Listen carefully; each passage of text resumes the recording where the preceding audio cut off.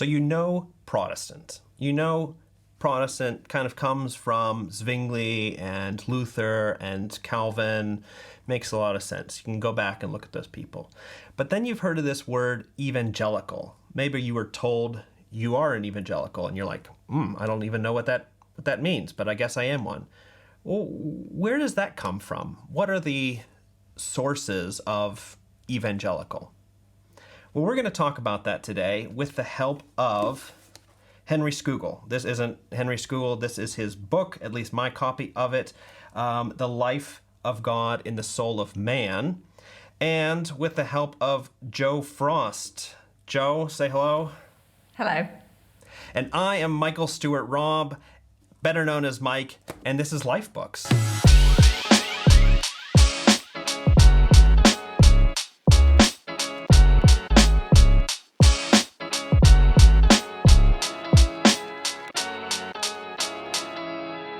Hey everybody, welcome to the Sanctus Forum.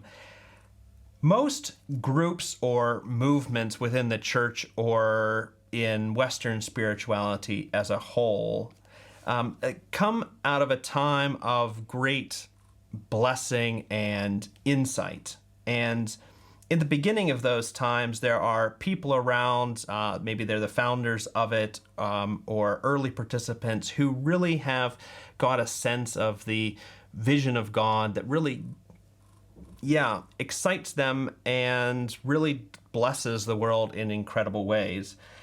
And then what often happens is these groups and movements get tired and people die and things move on. You've got sort of institutions around and sometimes you're not quite sure where things go forward. And that early sense of the vision of God that really captured those first people is just not really there for the latter people. Now, today we're going back to the sources for this word evangelical, which is a kind of grab bag word. So grab bag, you grab into the bag and you pull something out, and then you grab in again, you pull something else out, and they don't maybe even look a whole lot like each other. Well, if you grab really down deep into the evangelical grab bag, you will come up with Henry Scougal, and that's a good one. That's a keeper. Now, this will be the first of 3 videos on this book and this man. And, we're just going to try to convince you that you should read this book. This is Life Books, by the way. There's been 2 other mini-series on this, one on the Brothers Karamazov and one on Teresa of Avila's The Interior Castle, which were really great little series. And I'm excited to be with Joe Frost for this one, who has made this book one of her life books. And if you want to see the whole series, you want to check out those other videos, you can find them all on our channel, and there's lots of stuff on Dallas Willard. Subscribe to kind of keep in touch with us, and even better, go over to Sanctus Institute, and there you can sign up for our newsletter, which comes out almost once a month whenever I have the time to write it. So I'm here with Joe Frost. Hey Joe. Not a super nanny, right? No. Sadly, anyone who saw Joe Frost, I'm not her. Yeah, wrong Joe Frost. This Joe Frost studied literature and philosophy in her undergrad, and then she went on to do things in communication. Has been a part of a lot of different groups, isn't that right, Joe? Yes. So that's her forte, and now she does it for this group called the Evangelical Alliance, who, I guess the UK Evangelical Alliance is pretty big compared to the rest of the world. It was the first, right? Yeah, founders. So it all kicked off in London in 1846. And yeah, there's over 180, I'm going to get that wrong, evangelical alliances around the world. But yes, we are probably the biggest. But we work to connect people around individuals, churches, charities who want to know Jesus better and make him known. So that's the bit that you pull out when you go into the grab bag of evangelicalism, at least in our world. Yeah, yeah. Well, she also has a podcast which is connected with the Evangelical Alliance called Being Human that she does with, what's your partner's name? Peter Linus. Yes, Peter Linus. And that's about anthropology, what it means to be a human being, and what are human beings here for. Yeah, got some kids and a husband, and is recently back from a really cool trip to Rome. Isn't that right? Yes, finally got on a plane after 2.5 years of COVID. Left, and it felt very good, very restful, but already feels like a very long time ago. Sadly, it was only about a week. Yeah. But lovely, gorgeous. Rome's great. Yeah. So yeah. Well, I can imagine at the Evangelical Alliance that you quote Scougal back and forth to each other all the time. Every day, all the time. Well, since that's a joke, how did you actually find this book? Oh, that's a great question. So I was inspired by Dallas Willard. I mean, he's responsible for quite a lot of things in my life, and one of the things that he talks about quite a lot is the kind of the composition of a human being. And as you pointed out, I'm quite interested in what is a human being. And so I wanted to know what this thing called soul is. Okay. And so I put out a little blast on Facebook, crowdsourced some wisdom. And I was like, does anybody have any books that explore the nature of the soul? And somebody popped up and said, have you heard of The Life of God and the Soul of Man? And I was like, no. So off I toddled. And it took me maybe 4 years to read a 35-page book. So it wasn't an instant grower, but it's captured something in my thinking, because I wanted to know. We spend a lot of time talking about the soul, but we don't spend a lot of time explaining what we mean by it, what it is, and how we nurture it. And this book helped me do that. Yeah. Well, it's interesting that you got so much out of a men's interest book. I mean, The Soul of Man, right? I'm lazy in my English. I'm a communications. I love words, but man is a lot quicker to say than humanity. I'm also not a great speller, and I'm less likely to do a typo. I'm relatively comfortable with it, and at no point have I, and other people may be different, but I don't find myself excluded from this book. This book is talking about what it means to be a child of God in relationship with Jesus, and trying to devote your life towards that endeavour of knowing God more fully. The fact that there's a man in the title, I'm going to let that go. Okay. Well, another one, I mean, you read it, took you 4 years to get from the beginning to the end. I assume that means you weren't just reading one sentence a day, but they were sort of stops and starts.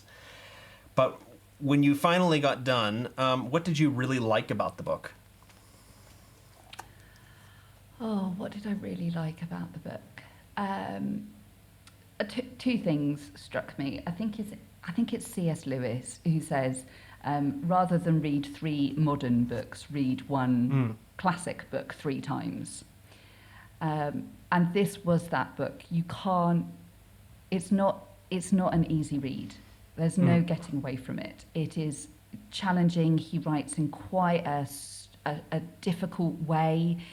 His syntax is not familiar to how we speak. It's not in our vernacular.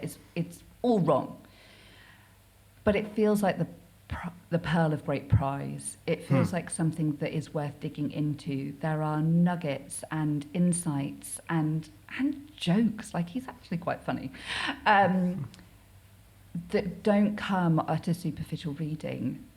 But when you dig in, you suddenly start, well, not suddenly, you begin to notice that some of his ideas are seeping into you, that you're praying in a slightly different way, that you're reading about Jesus with a fresh set of eyes. He just helps reorientate your discipleship from a slightly different vantage point. And actually the slowness of having to read this book, which is very short, meant that reorientation, that shift of vantage point happened more gradually, but it happened more deeply, and that I really value. You mentioned a couple times the difficulty of the book, and I want to say a little bit about who Scougal is, but I think we should maybe address this question of difficulty, just in case anybody is already ready to stop listening to us because they think I don't do difficult books. And then we can say a bit about Scougal. The thing that we will say is he's from the 17th century. So that's the difficult part of it, is the English language has changed quite a bit since the 17th century. Yeah.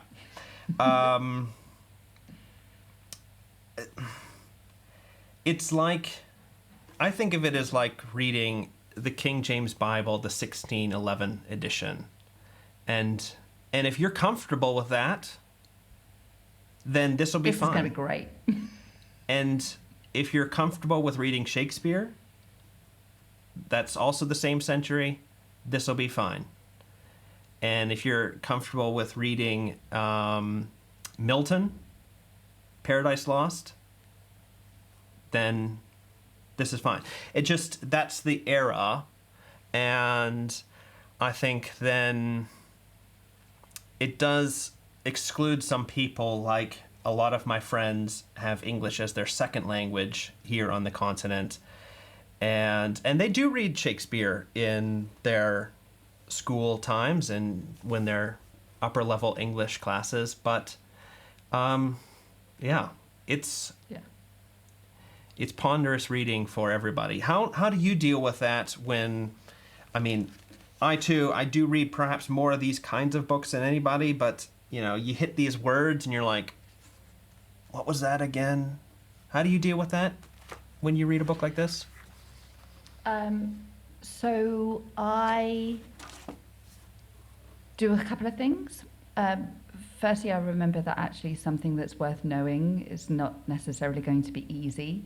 If I want a really nice meal, I'm not going to go to McDonald's to get it. I'm going to buy decent ingredients. I'm going to spend a long time cooking. I'm going to put some effort in. And actually, this is a really good meal. So I'm not expecting it to come as effortlessly and as easy as just grabbing a chocolate bar or grabbing a sandwich from a takeaway booth. This is different, and I need to approach it differently. Yeah, it's slow food. So exactly. This is the slow cooker. This is the crock pot, and it's amazing. So I do a couple of things. One, I'm quite an oral learner. So I had a copy of the book and I listened to the audiobook at the same time. That really helped. I didn't love the people who were reading the audiobook, so that just took a little bit to get over. But I got there. And actually, the second time I then read the book, it was much more familiar, and I didn't need the audio because my brain had switched. Yeah. It's a little bit like reading Shakespeare. You need to go and see the play first and then go and read the text because it lives in a slightly different way. Your brain language has been rewired. It's a bit like learning a different language. Sometimes you need to go and immerse yourself in it before you can think or read in it as well. Yeah. So that really worked. There's modern translations out there. They're fairly faithful. Actually, I was surprised just still how old it felt. But that syntax shift, the way the sentence is structured is slightly more familiar and feels less of a jump. So there were a couple of things that I found that helped me switch my brain on and get into the meat of the text. Yeah. Well, it can be like reading a book in another language You just have to go a little bit slower.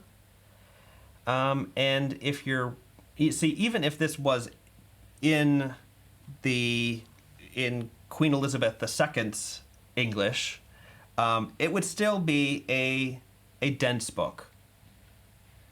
That's, it's not just the packaging that makes it something you have to read slowly. How much do you think people should read a day? Like, don't expect this to be done in 2 hours. So, but what should people expect, do you think? I think it really depends on what you're approaching, excuse me, what you're approaching this book for. I probably read it diligently in about a week, where I would, even with the audiobook, so the audiobook's just under 3 hours long. Mm-hmm. And even listening to it, so it's not as if I'm just picking it up, making the tea, putting it down again or whatever. It still took me a good week, because I would pause, I would make notes, I'd think of analogies, I'd go to scripture, I would spend time in this text. But it was quite a dedicated, it's the sort of book that you read when you're on retreat or on holiday, or when you've got time to go slow. Mm-hmm. It's, at least in my edition, it's chunked. So you've got bullet points and section headings. That's the other way you could approach this, that actually you're just going to spend some time in this section, mm-hmm. and use that as a meditation or a devotion to springboard off into a conversation with Jesus that day. Spend some time in scripture, pull some of the threads that he's talking about and use that as a meditation into your discipleship for that day, that week, that month, whatever. So there's different ways that you can chunk it out. But I think what we are repeatedly saying is you cannot read this as just this sort of flyaway airport book that you just grab and read and go, oh, that was nice little stories, couple of insights. I feel uplifted. Mm-hmm. This is a different type of literature, but no less impactful or significant. In fact, I would argue more impactful and significant. Yeah. I'll show you one of the things that I do, and you've seen this before, Joe, but I'm a highlighter guy here. I'll just show Joe here and then show the camera here. You see there's actually multiple highlights colors, and that's because I've read it a few times. I also make notes in the margin. I don't read a book like this without a pen. I couldn't do that. I just can't pay attention. Yeah, so I am the Joe's same. Yeah. Another little thing that I do, this is similar to just writing in the text, but again, it helps me pay attention. I'll put it in the camera. Nope, it's not getting it. There it is. I'll show Joe here. This is the end. This is the last cover, and I make all of my notes back in here and just put little page numbers on it, which, again, it just helps me pay attention and to know, okay, that's what he was trying to tell me today, and obviously the things that I think are important I'm putting there. Like this one here, page 77, God is happy. He has, and this is, I hope we can talk about this in one of the videos here, but he has this idea that we are dealing with a very happy God. Yeah. Incredible. Okay, so we talked a little bit about the language here. Soul of man. He's kind of got this old, and like I said at the beginning, this is for evangelicals. This is kind of one of those founding books, and Henry Scougal became kind of a favorite author of the Methodists, the early Methodists. So George Whitefield really liked this book, as well as both of the Wesley brothers, Charles and John Wesley, and Jonathan Edwards, who is one of their American counterparts, was a fan of the book as well. I don't know what to say about his biography. It's not really all that. You can find it in probably most of the editions have his biography, but he's Scottish, and he writes this book at the age of 27. Maybe he was 26 when he wrote it, but then he dies. So I don't know what you were doing. Many of you are perhaps not quite 26, or maybe you're past 26 like Joe and I, but the kind of life that you must have to write a book like this when you're 26 is the kind that he had. He was just invested in the university at Aberdeen, where he was also a professor of philosophy, which back then meant something more like general studies. And then he became a professor of divinity, where he does this sort of classic theology stuff. Dies in 1678. His father was a bishop, and a good bishop, which is, again, a reason why you can write a book like this when you're so young, is that you have a really good foundation from your family. And also from his time period. So I've got it here somewhere. One of the people that had already happened here is Jeremy Taylor. Here, I'll put it here for the camera. He's a fellow person in the Episcopal Church of England scene. So Henry Scougal is certainly standing on his shoulders, as well as some other Puritans like John Owen and Richard Baxter, as well as even some Catholic folks like St. Francis de Sales. So all of these people are kind of his heritage, and then he kind of writes perhaps the shortest version of what they were thinking.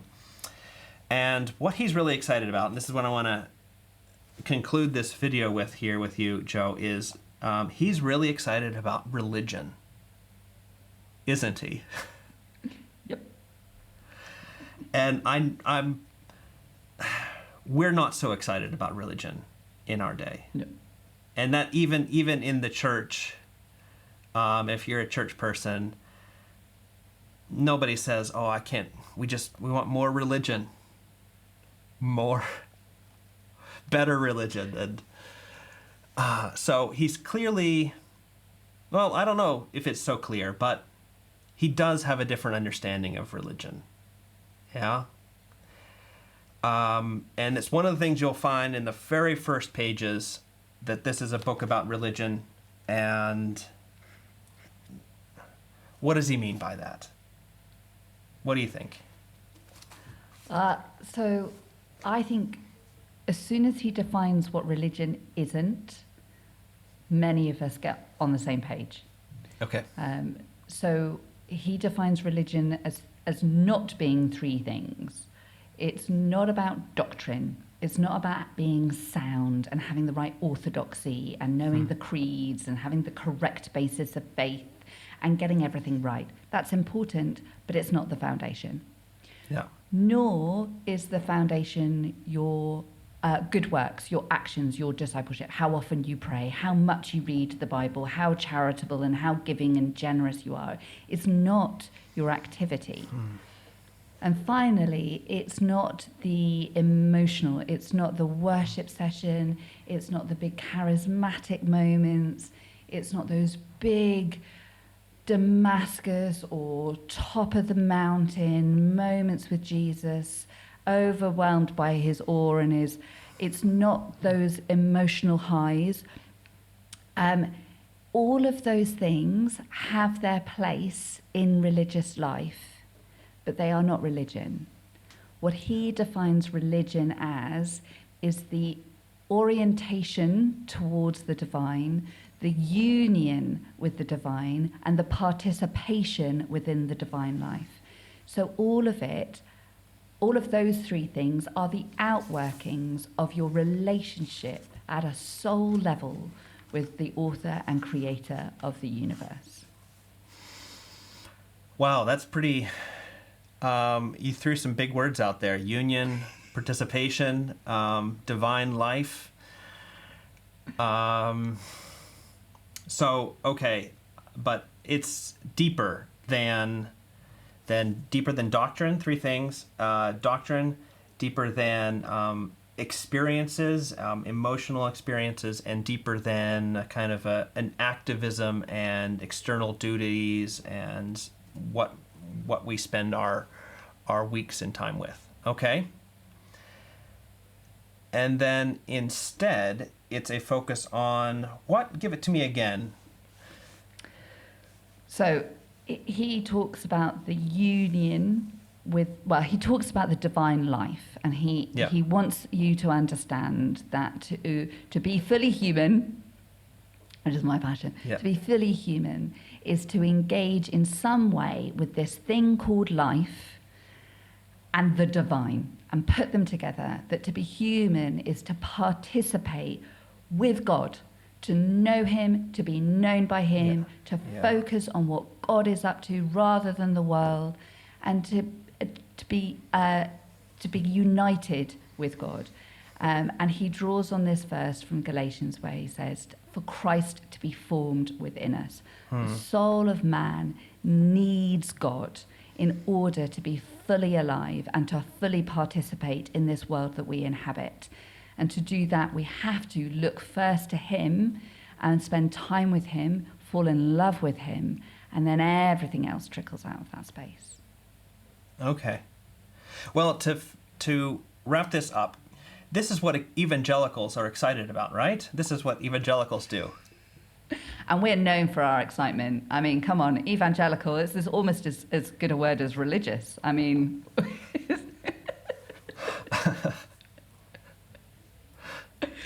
But yeah, I genuinely, that for me, that's the joy of it. That actually we use these words, communications, we use these words and we think we know what we mean by them, but actually there's such beauty in some of these ideas and concepts that actually modern language has kind of robbed us of the opportunity to see what's going on. Yeah. Well, I know that the stuff that Scougal's talking about, the divine life, is what gets Joe and I excited about evangelical movements and churches and all of that. Don't be surprised if you don't find an abundance of that if you show up at a so-called evangelical church or movement. But take your copy of Scougal with you and get people reading it. But first, get your own copy. Thanks, Joe. We'll stop here. Say goodbye. And thank you all for watching and listening. Grab a copy of the book. Look for the ones with J.I. Packer's introduction. Those are the good ones. And subscribe if you haven't subscribed already. And head over to Sanctus.Institute, where we have our almost monthly newsletter. But until next time, bye.